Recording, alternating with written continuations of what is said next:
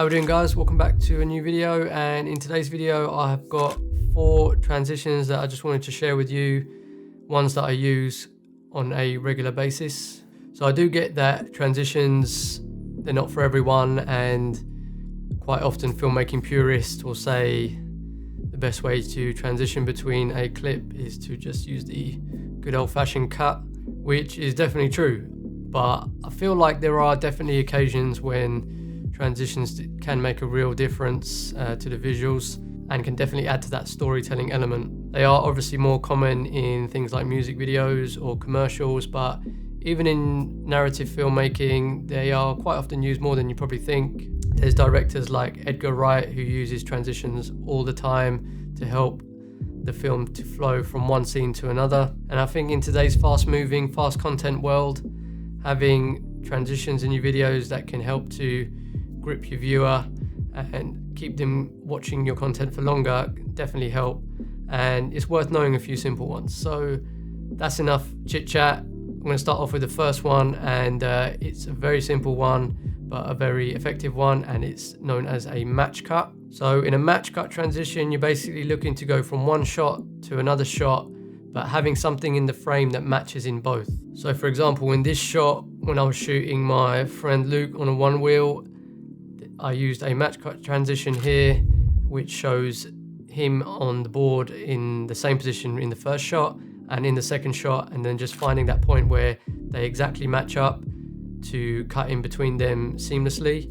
And also something to note is that your shots might not always line up how you want them to. So for example, in this case, I did actually just sort of reframe up the position and the scale, just change it up a little bit, just so that you did get as matched as close as possible to it. And all you need to really do is just lower the opacity of the clip above, just to see, you know, if you can get them closely matched as possible using the position and the scale keyframes. And then as soon as you've got it matched in the position you want, just increase the opacity back up to 100%, and that's where you will have your perfect cut, and it should flow seamlessly after that. So number 2 is a whip transition, and you may have seen this quite a lot as well in music videos, travel videos, etc. It's very simple to do. Again, it's just all in camera. You basically just want to make sure that at the end of your shot, you whip your camera to one side. But for example, in this case, with Luke, again, I was whipping out of the shot to the left, and I just made sure that for the next shot in a different location, I just whipped in to start the shot and then followed his movement all the way through, and sort of tried to match the same sort of speed of whipping at the end of the first shot and whipping into the second shot. But if you don't match the speed perfectly, don't worry about it. Again, you can sort of retime and speed up one shot into the other one. It's not the end of the world. You can do that in editing pretty easily. And again, yeah, you're just kind of looking for a spot in the middle where you can cut in between, and it just kind of flows together seamlessly in one motion. So the next transition is another simple in-camera one, and it's just covering the lens. Basically, it's just making sure that you cover your lens with something and then uncover it in a different location. And that transition was really trending. You know, a couple of years ago, a lot of the vloggers were using it to kind of like stop their vlog and then restart it again in a different location, and yeah, probably got overdone quite a bit, but you can use it within like filmmaking contexts and try to find clever ways to do it. For example, putting your camera inside of things like cupboards, fridges, bags, for example, closing them up and then reopening them up in a different location. So that's kind of a little creative spin on it that you could probably use in a narrative sense.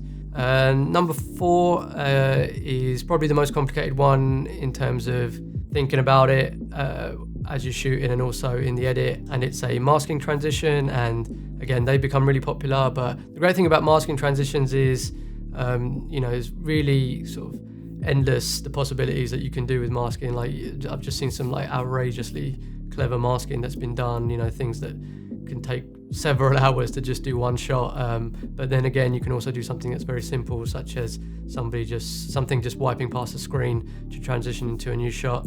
So taking the example of this shot here that I did with Luke, essentially all I did, as you can see, is if we go forward frame by frame,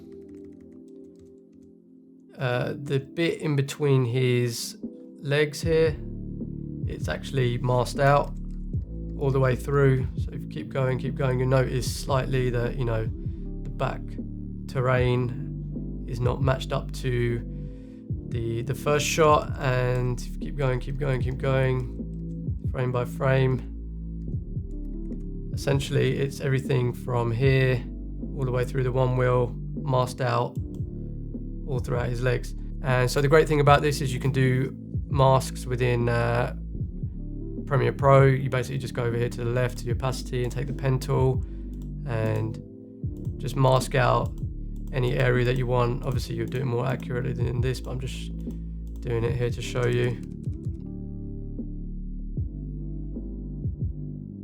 So you can be masking out areas just using Premiere Pro, but you'd need to go frame by frame to do a mask like that.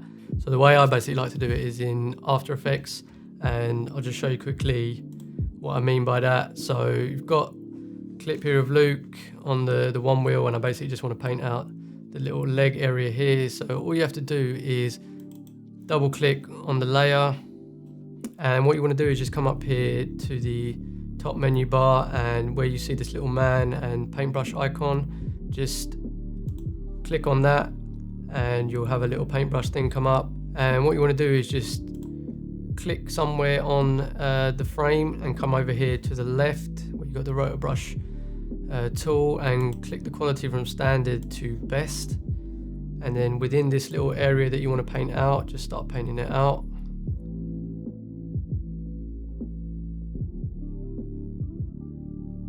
So this initial stage where you're actually trying to paint out the area can probably take you a few minutes. It could be the most time consuming bit, but when you do actually get a good paint out, just take your time on the initial first frame. So once you're happy with that, let's say I think that's good enough, you just press the space bar, and as you can see, basically it does a really good job of just going frame by frame itself without you having to do a mask on each frame and adjusting it with the pen tool. Basically it's just gone through and using its crazy clever intelligent software that it is now using, its AI or whatever, it's actually being able to replicate that frame by frame by frame for the most part, and doing a really good job. You might have to go in every now and again just to do a little quick adjustment here and there with the paintbrush, but trust me, it's so much faster than doing with a pen tool, because I've used both and this is much better. And then if you come back into the composition window, you'll see that the part that you want to be masked out is the part that stayed there. So all you have to do is just go down to the bottom left here and invert foreground background on the rotor brush refine edge, and there you go, you got the little black bit that's actually been taken out. And then yeah, when you come back into Premiere Pro, and all you have to do is bring in a clip and put it underneath the first one, and as you can see, when he goes forward, it will transition into the next clip. And a good little tip for this is, if you're going to make a transition like this, is usually I find it works best when you've got two clips that are matching the same direction. So in this case, I've got two that are moving forward and going in the same direction. That's usually the best way. You'll get that kind of seamless flow type style that you might be looking for. So that's another little tip that I would give there. So there you go, guys. That's 4 transitions there that you might want to be using in your next video to spice it up a little bit. Also, let me know down in the comments if there's any other techniques that you guys use to create your transitions, or anything that you think might be worth discussing when it comes to transitions. Whether you like them, whether you don't like them, yeah, let me know down in the comments, and it'll be good to have a discussion there. Thanks very much for watching. Again, if you enjoyed the video, found it useful, then give it a like. If you want to see more stuff like this in the future, then subscribe to the channel, and I shall see you in the next video. Take care.